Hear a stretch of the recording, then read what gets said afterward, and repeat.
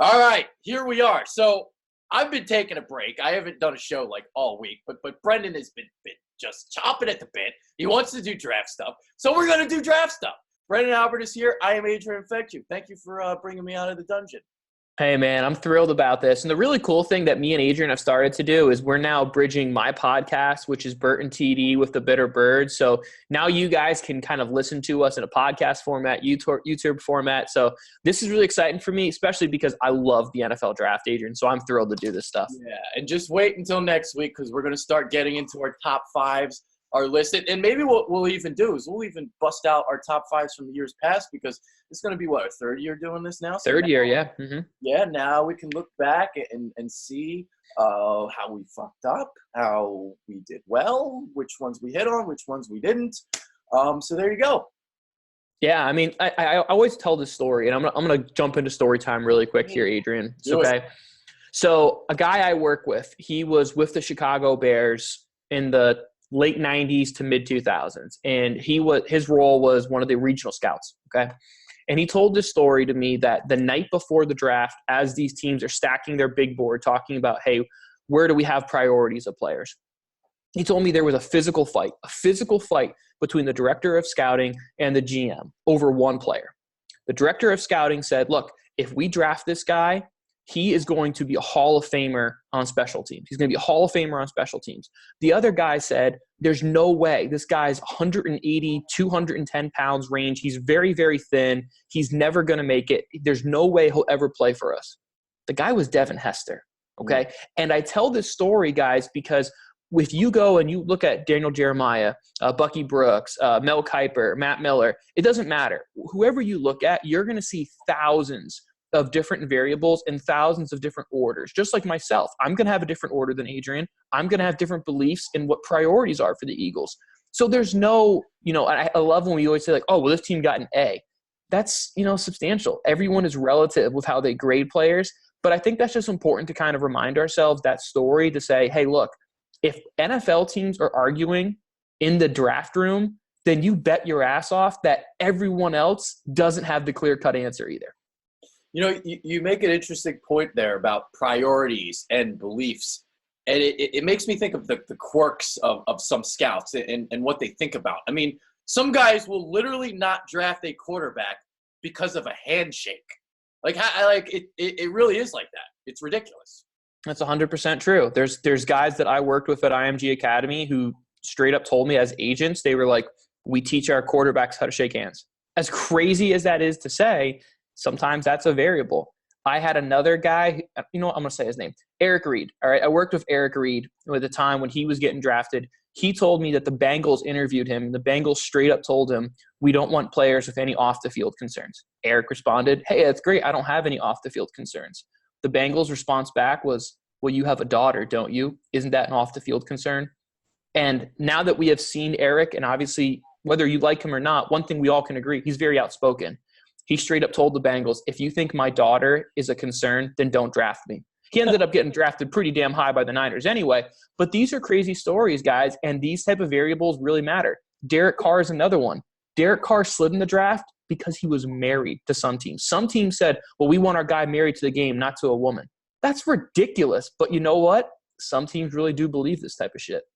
The Bengals are literally the last team that should be wanting players.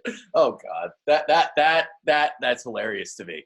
All right, so the topic at hand here is trading places. Should the Eagles trade up? Should they trade back? We're going to kind of give you a bunch of different scenarios, and Brendan has this amazing chart that he's going to be showing you guys.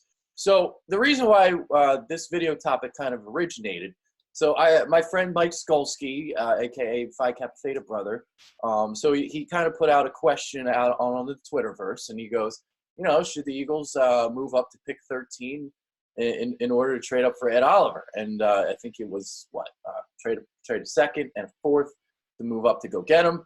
I love Ed Oliver. He might be my favorite player in the draft. So, I was thinking to myself, this isn't a bad idea. Now, what are your thoughts on that? So I am not a fan of it. And here's the reason why. First off, I'll talk about Ed Oliver. I'm not a believer that he's going to slide. Like some people are saying, oh, he's sliding because of lack of production. Ed Oliver is a top 10 player in the draft. He's big. Yeah. Like he was being misused. When you look at him in Houston, he was being used as a nose tackle. Nose tackles aren't getting sacks because they're getting doubled and triple teamed every single play. So he was set up for failure as far as, if you want to be a box score scout, he's set for failure in your book right off the jump. Yep. But to me, Adrian, I don't think he's going to get past 14. I think the Falcons would take him at 14. So if you're the Eagles, do you really want to climb that much? I think the answer is a resounding no. That's too much for me. Now, the other reason I say this is because I'm a big fan of Jeffrey Simmons. Jeffrey Simmons out of Mississippi State is a top 5 talent, but he's probably going to go in the second half of the draft. Why? There's 2 reasons. One, tore his ACL, so he's probably going to miss at least half the season, if not more. Okay, big deal in my opinion. I don't care. If he's a top 10 player, I don't give a shit. Yeah. And then 2, he does have a violence charge against him, against hitting a woman. Now, when you go back and you look at it, this was him in high school. He was breaking up a fight between his sister and another woman, and he ended up hitting the other woman. That's everyone's independent, personal views. If you have a problem with Joe Mixon, if you have a problem with Tyreek Hill, there's a lot of guys with that. But there's some teams that are willing to say, look, talent trumps everything. To me, because this issue was so long ago, all the reports out of Mississippi State he's been a great guy the last 4 years when he's been on campus. I would take him if I'm the Eagles, especially if I could get him at where the Eagles are currently sitting, or if I even could trade back and take him. I think he's every bit as good of Ed Oliver, if not better. So to me, I'm saying, why would I trade up for Ed Oliver if you're telling me the only thing that I'm losing Jeffrey Simmons for is 8 games? I don't care. I'm the Philadelphia Eagles. I'm worried about a Super Bowl. I'm not worried about making the playoffs. We're going to make the playoffs. So to me, Adrian, I'm not trading because of Jeffrey Simmons. All right, so here's the reason why I wouldn't trade. I wouldn't make that particular trade. So you got the Carson Wentz deal looming. And at some point, you're going to have to start keeping all these picks and hitting on all these picks. So to me, I think the draft picks are kind of like gold at the moment, and it's hard for me to kind of part with all these selections to go up and trade, 15 spots to go to 13? Like, it's a little bit too much. Now, I can see a scenario where they trade up a couple spots to go get the player that they want, if they want to trade up a fourth or whatever to move up like 3, 4, 5 spots. But in terms of moving up 15, I think that's too drastic of a jump for the Eagles. And, especially considering who's going to be available. It's a stud D-line class. If let's say Ed Oliver's there at like, I don't know, 20, 22, somewhere around there. Okay, I'm pulling the trigger. I'm trading up. But I think it's kind of known that he's probably not going to fall. So there's that. But basically what I'm trying to tell you guys, I have an infatuation with Ed Oliver. That's why. And I love him. And I love him too, Adrian. I just think, again, everyone's got different opinions. To me personally, I think the biggest need for the Philadelphia Eagles is offensive line. Yes, you have Jason Peters coming back, but are we really confident Jason Peters is going to be there in 2 years? No, I'm not confident. I don't know if you are. But my point is if we have a multi-million-dollar contract coming for Carson Wentz, why wouldn't I start protecting him sooner rather than later? So to me, Adrian, I love Ed Oliver, but I'm not sacrificing the opportunity to potentially protect Carson Wentz for the foreseeable future just to get another guy to play next to Fletcher Cox. Yeah. All right, so that's a point that you make about the tackles and the offensive line, and it makes me think of this because it seems like most fans think of the draft as, kind of fixing your team right now and, playing for next year. You're not really doing that at all. You're actually drafting 2, 3, 4 years from now. Exactly, because this is how dynasties are built, is through the draft. In my opinion, if you need a quick fix, that's what free agency is for. Yes. Or trading, right? That's why Golden Tate went for a late pick. So it was a quick fix for the Philadelphia Eagles. Obviously didn't work out. Big deal, it happens. But to me, that's why you get Jay Ajayi, Golden Tate, et cetera, for those quick fixes. You buy the guys in the draft for long term. Now, maybe the first round pick, even maybe a second round pick, those are guys that you expect to be plug and play players right away. Mm-hmm. But certainly the majority of the draft, Adrian, is exactly right. To me, it's about building the longevity of building a Philadelphia Eagles dynasty. So you bring up tackles. What kind of tackle do you think the Eagles would be looking for in this draft? Let me do this. I'm going to go ahead. I'm going to share my screen that Adrian kind of teased do it. earlier. Go do it. This is an awesome screen. I'm just going to let you go. Alrighty, guys. So I'm a complete draft nerd. If you haven't realized, believe it or not, I am married and I'm not a virgin, but I am still an NFL draft nerd, which I 100% own. Okay. So with the NFL draft, I did 3 different scenarios. The 3 different scenarios I did is if the Eagles stay put, if the Eagles trade up, and if the Eagles trade down. Let me talk first about if the Eagles stay put. Eagles stay put, which personally I don't believe. There's no way that Philadelphia Eagles are going to stay in every single pick. But in a crazy word, hell freezes over, and all of a sudden the Dallas Cowboys are a good football team, win a Super Bowl. This is, the craziest things happen in the world. The Eagles stay put. I really like getting a safety early. And now I know I talked about offensive line, but I think the great offensive linemen are probably gone by about 22, 23. Yeah. So I don't think you're going to get a great first-round pick in the offensive line there. Okay, that's just the way it works. So I went safety. I love Chase Winovich out of Michigan, so I went him in the second round. I could see him going earlier. Then I just kind of went best player available, the rest of the way for the Philadelphia Eagles here.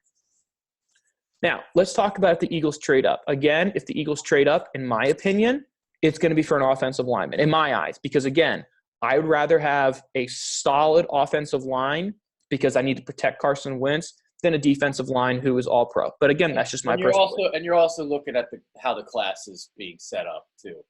I am 100% right. Adrian's 100% right, because I believe there's more depth at the defensive line than there is at the offensive line. Yeah.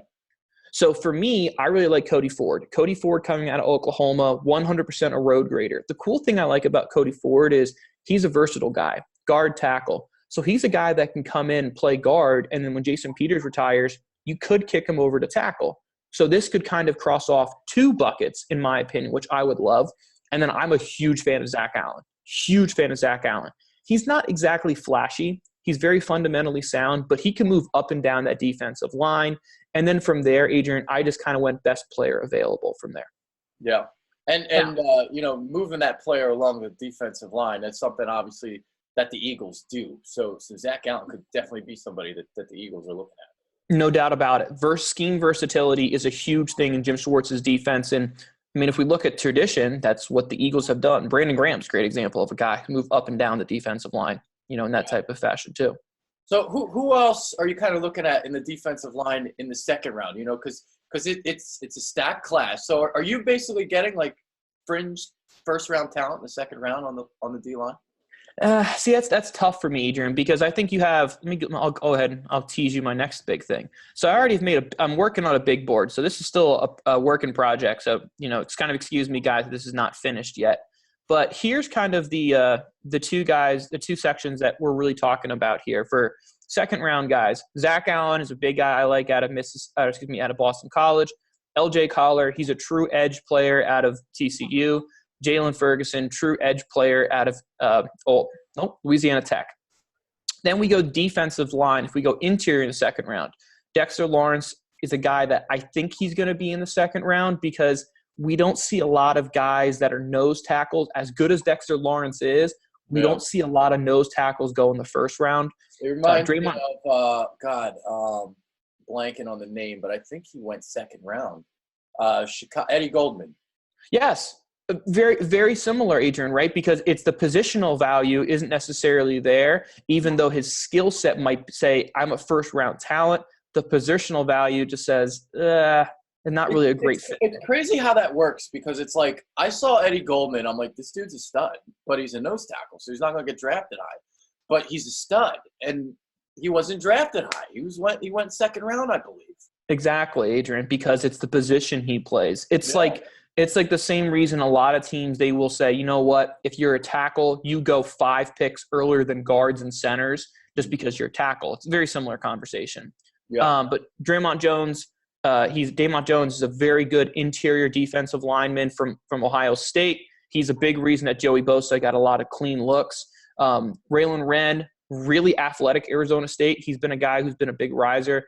Isaiah Bugg, he's more of a pounder from Alabama there. So there's a lot of second-round guys and even third-round guys. Again, this is my opinion. You could see guys here who maybe say LJ Collar's a first-round pick. You can see guys who say Zach Allen's a top 25 pick. Yep. Everyone's going to be a little bit different. But to me, Adrian, again, because we look at this depth, and then I go over here and I talk about offensive line, big drop, right? I mean, I was going 4 deep at D end and D tackle, I'm only able to give you like 2 guys at tackle and 1 guy, in my personal opinion, again, at guard. So to me, Adrian, that's why I'm saying if the Eagles were to trade up, I would rather trade up for an offensive lineman because I know there's more depth at the defensive line in the second round. Well, that is the history of the Eagles. Like during the Andy Reid era, you either traded up for a D lineman or a tackle or a guard or an offensive line, whoever it was. So if Howie Roseman wants to continue that tradition, it is a possibility. So because I remember they traded up for Jerome McDougal back in 2003. They traded up for BG. They traded up for Sean Andrews. I think they might have traded up for Danny Watkins, the freaking fireman guard. Yeah, from Baylor. Yep. Yeah. So yeah, there's a history of doing this. There is, Adrian, but there's also history of trading down, which is another possibility for the Philadelphia Eagles. So again, I'm a huge Jeffrey Simmons fan. I think the 2 teams in the end of the first round that would say, you know what, we're okay with essentially having a guy redshirt for half the season is the Colts and the Eagles. I think those are 2 teams that very much can say, look, positional value is big for us here. So I think if the Eagles trade down, they might not have to be truthful, Adrian. They might take him at 25. But if they traded down like I did in my wacky scenario, I traded down twice in one of those mock draft things. Mm-hmm. I traded down, got Jeffrey Simmons. Then I still was able to get an offensive tackle. I think linebacker is a really under discussed topic as far as a need for the Philadelphia Eagles. The problem is there's really bad linebacker class. I mean, really, really bad linebacker class. So if you can get Mack Wilson in the second round, great. And then after that, Adrian, I kind of just went filling players where I thought, guys might fit. I don't think Darnell Savage, personally, Adrian, is a guy who's going to be there in the third round as a safety. But in this wild mock scenario I did, he was. So it was a no-brainer. I took him, and I kept it pushing. Yeah. Well, you bring up the fact, the linebacker position under-discussed. It is a position that the Eagles basically don't even give a shit about, if you really think about it. They only play 2 linebackers at a time. Now, the problem is you have Nigel Bradham, and then there's not really a lot after that. Now, I like Kama Grugier-Hill. It seems like he could be a player on the rise. You brought in L.J. Fort, but it's like, all right, well, where is it? So it'll be interesting what they do at linebacker. Some people think it's the biggest need for the Eagles heading into the draft. I don't believe that, but I do like the word that you used there. What was it again? Under discussed position of need. Under discussed. I mean, because nobody's really talking about it. Nobody's talking linebacker because people just assume they really don't need a linebacker. Well, and I think it's also something that the Eagles historically haven't been a heavy linebacking drafting team either, Yeah, so exactly. I mean, it's just the history just isn't there. Yeah. So, I mean, really thinking about it, I don't think. And I'm with you though, Adrian. I do think it's a position of need. I think that, look, Bush, the 2 Devons, Bush and White, they're going to be long gone. I think both of those guys go in the top 15. And then the third guy is Mack Wilson. He's probably a guy anywhere from 40 to 60. But if we see those 2 linebackers go even earlier, all of a sudden Mack Wilson slides up. And then in my opinion, Adrian, after that, you can pretty much just throw darts at the linebackers, from the rest of the way there. So if the Eagles don't get any of those 3 linebackers, which I don't think they're going to get either of the Devons unless they trade up and go crazy, and if they don't get Mack Wilson at that point, I'm like, look, this draft just isn't set for linebackers, so just wait. Go best player available, and then when a linebacker's sitting there on your day 2, early day 3, draft a linebacker and see what happens. Yep. You mentioned best player available right there. Just basically just kind of give a broad overview to people. Like people always want to draft for need. Why do you draft best player available? Because if you get too cute and you start drafting for, position of need, that's when you start reaching. I'm going to use a perfect example. The Buffalo Bills drafted E.J. Manuel in the first round because they needed a quarterback. Christian Ponder went first round to the Vikings. He was a need there. When you start drafting position of need, then all of a sudden you are drafting and you're reaching and saying, hey, I know we have a really good talented guy on the board, but we really need this guy. We really need this position filled. So let's just fill the position. And sometimes that really can hurt you. I'm more a fan, Adrian, of looking at where the depth in the draft is, and wherever the depth in the draft is, that's probably a position that I'm going to push a little bit later.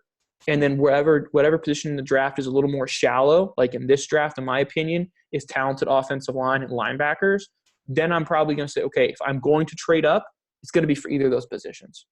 Because one of the things that the Eagles have been doing the last couple of years, they've addressed free agency to fill their needs, and it's allowed them to give themselves more flexibility in the draft to really take that best player available. And I really think the way that they've attacked the draft the last 2 years under Joe Douglas, the Eagles have done a really good job. And this historically has not been a good drafting team under Andy Reid, under Howie Roseman before Joe Douglas got here. But I think since he has, they've done a lot better.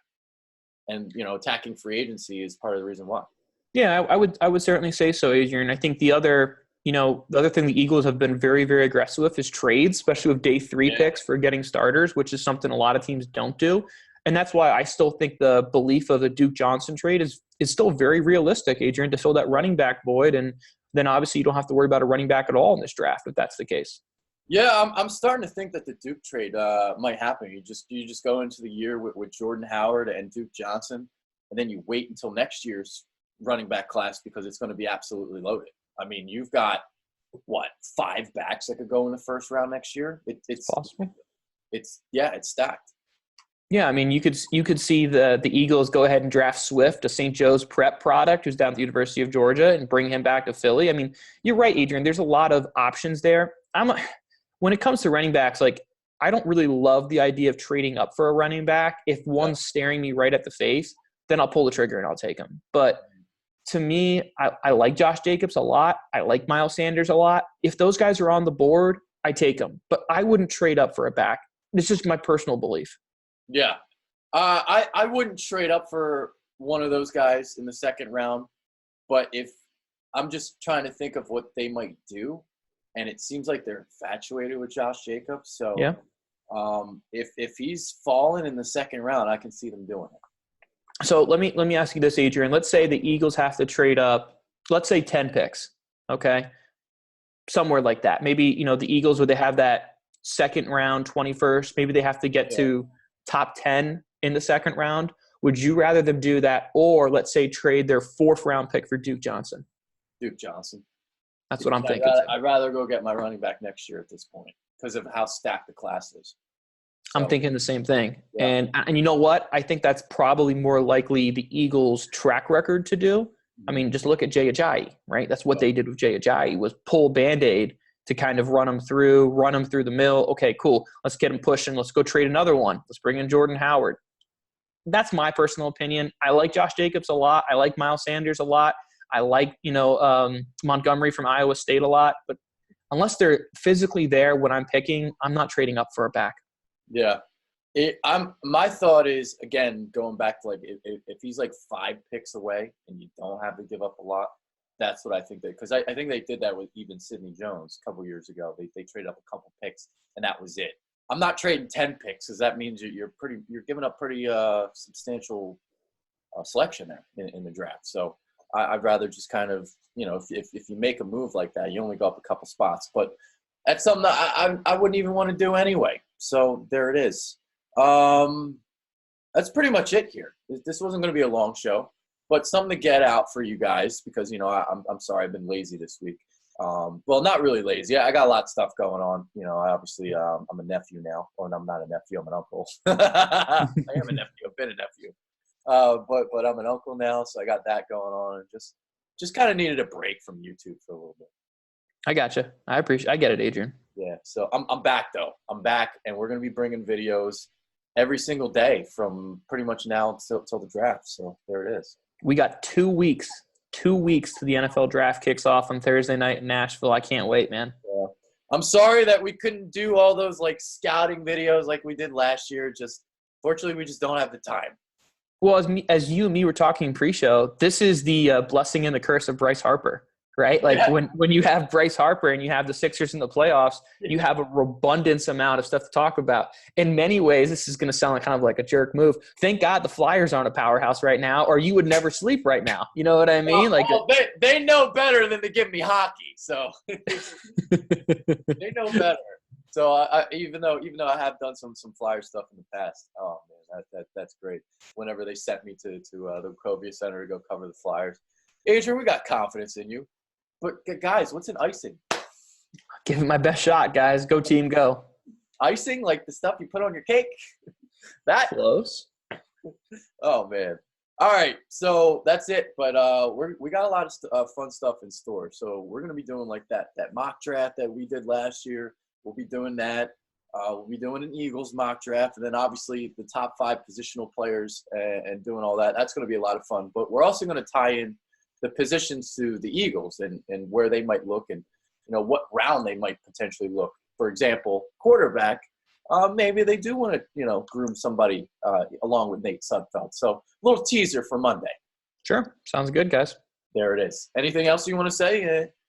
Hey, if you guys are enjoying what I bring to the table, please go ahead and check out my podcast. Again, it's at Burton TD. You can find us on Twitter. We also have our own Apple channel, so please feel free to check us out there, guys. There it is. That's Brennan Albert, the bald part of Burton TD. I am Adrian. Right. Thank you. Take care. Appreciate it, guys.